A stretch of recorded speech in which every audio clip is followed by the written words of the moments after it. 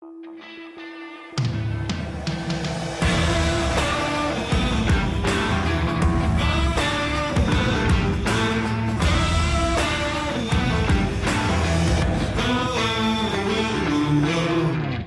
hydraulic levers control the following functions: both main arms up and down, near side jack leg up and down, offside or driver's side jack leg up and down, synchronous telescopic arms in and out, and finally these two control independent telescopic arms in and out.